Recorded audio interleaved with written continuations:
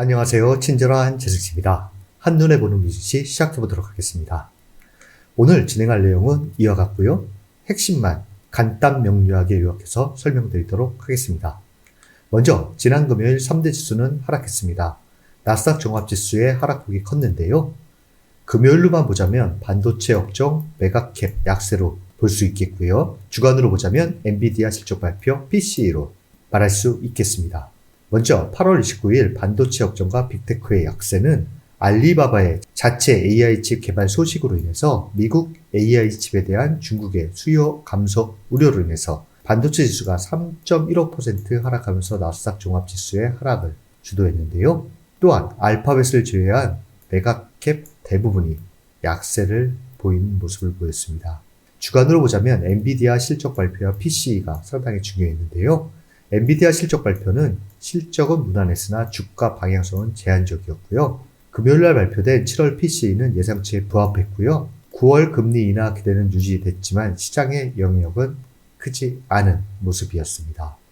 주요 지표 추이를 보시면 지난주와 크게 변한 건 없지만 금의 상승과 비트코인의 하락이 눈에 띕니다. 주요 지표 주간 등락률을 보시면 3대 지수는 약보합 마감을 했고요. 가장 큰 폭 상승한 투자자산은 금이고요. 가장 큰 폭 하락한 투자자산은 비트코인으로 7.28% 하락을 보였습니다. 이 두 가지 투자자산에 대해서는 뒤에서 좀 더 자세히 말씀드리도록 하겠습니다. 먼저 필라델피아 반도체 지수를 보자면 최고점의 저항을 못 이기고 현재 방향성 없는 모습을 보이고 있는데요. 가장 중요한 것은 50일 이평선의 지지가 형성되는가가 중요하고요. 이탈 시에는 이 구간의 박스권 양상이 더 유력해 보이는 상태라 할 수 있겠습니다. 그 다음은 비트코인인데요. 비트코인의 최근 단기 하락세는 상승 추세를 이탈한 후에 20일, 50일 이평선을 재이탈하고 단기 하락 추세 채널을 만들었는데요. 현재 아주 중요한 지지 구간에 위치하고 있습니다. 이 구간의 지지가 상당히 중요하고요. 위로는 단기 하락 추세 채널을 돌파하고 안착하는 것입니다. 이 중요한 지지라인의 이탈이 없어야 박스권이나 상방향으로 방향을 잡을 수 있는 계기가 마련된다라고 할 수 있겠습니다. 현재 고저지표로는 과매도 상태에 진입한 상태입니다. 이번 주 체크 포인트는 먼저 9월 1일 월요일 날 노동절로 휴장을 하게 되고요. 9월 FOMC를 앞두고 가장 중요한 두 지표 중 하나인 고용보고서가 9월 5일 금요일 날 발표됩니다. 예상치를 보자면 비농업 취업자 수는 이전치보다 소폭 증가할 것으로 보고 있고요. 실업률 또한 4.3%로 이전치보다 올라갈 것으로 보고 있습니다.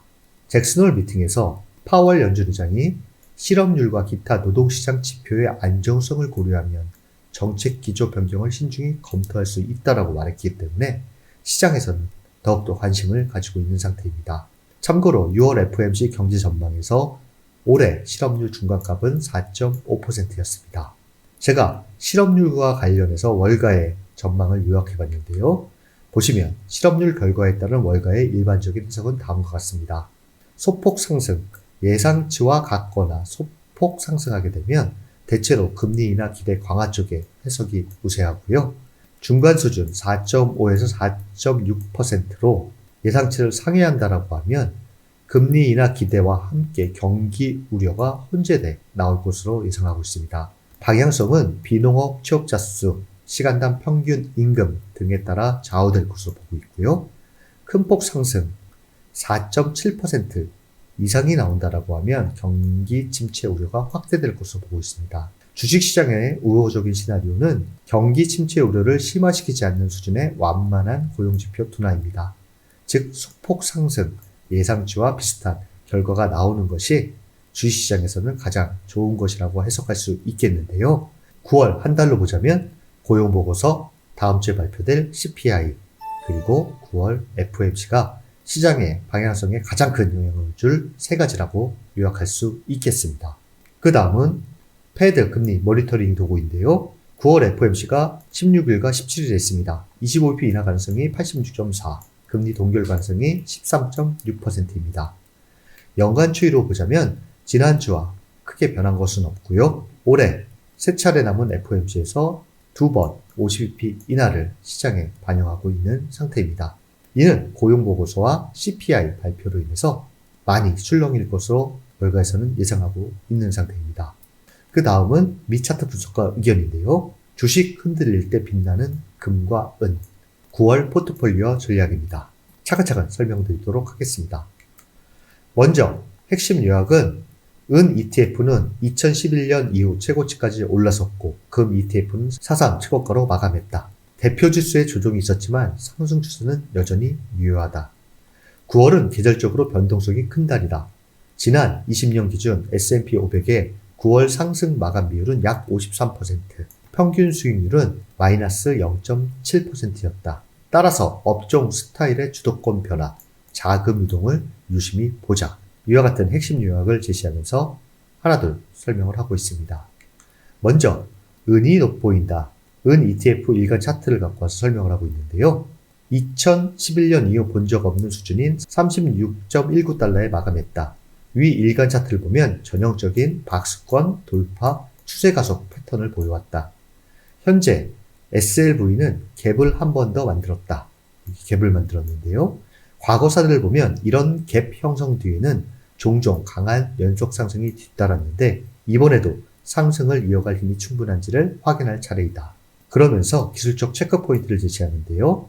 1차 단기 지지 라인은 7월 23일 고점으로 보고 있고요. 그 다음으로는 21일 지수 이동평균선, 그리고 50일 SMA는 추세의 건강도를 가늠하는 마지노선으로 보고 있는 상태입니다.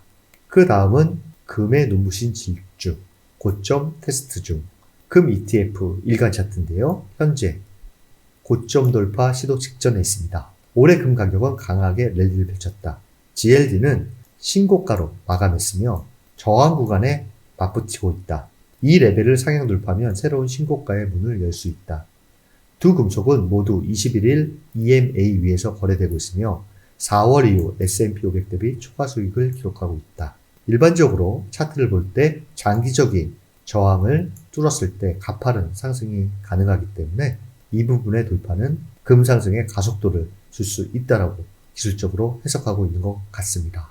그러면서 금과 은의 상대적 랠리를 말하고 있는데요. 지난 1년간 금과 은은 뚜렷한 랠리를 보였다. 금은 30% 이상, 은은 37% 상승했다. S&P 500 대비 2배 가까운 상승을 보였는데요. 금속 강세 이유 중 하나는 미국 달러 약세이다. 만약 달러가 강세로 돌아서면 금과 은의 랠리가 다소 식을 가능성을 염두에 두어야 한다. 이뿐만 아니라 금의 경우에는 금리 인하에도 수혜가 되고 혹 경기 침체 우려가 나와도 또 수혜가 되기 때문에 여러 가지 측면에서 이 두 금속 중에 하나는 포트폴리오상 일부 편입하는 것이 좋더라고 이 차트 분석가는 이야기하고 있는 것 같습니다. 그 다음은 계절성 차트를 가져와서 이야기를 하고 있는데요. 투자자들은 위험 회피로 가고 있을까? 주요 시장 지수가 단기 매도세를 보이고 있지만 상승 추세는 여전히 유효하다. 매그니피센트 7에서 일부 비중 축소가 나타날 수 있으나 전반적인 지수의 상승 추세는 이어가고 있다. 이제 까다로운 달로 진입하고 있음을 기억하자. 9월은 계속적으로 주식의 약세를 보이는 경향이 있다. S&P 500의 계절성 차트에 따르면 지난 20년 동안 9월의 평균 수익률은 마이너스 7%, 상승 마감 환율은 53%였다. 즉 9월이 항상 마이너스 수익률을 내는 것은 아니지만 등락이 거친 달이 될 수 있다. 변동성이 큰 달이다. 이렇게 말하고 있습니다. 마지막으로 전망에 대해서 얘기를 하고 있는데요. 9월에 모니터링 해야 할 몇 가지 사항. 먼저 달러입니다. 완만한 상승 흐름을 이어가고 있지만 급격한 상승이 나오면 귀금속에는 압박이 될 수 있다. 채권 수익률의 경우 안정적으로만 유지된다면 주식은 대체로 우호적일 가능성이 크다. 반대로 급등하면 역풍이 될 수 있다. 9월의 변동성은 많이 올라 비중이 커진 종목은 일부 줄이고 비중을 약간 줄여도 좋다라는 이야기고요.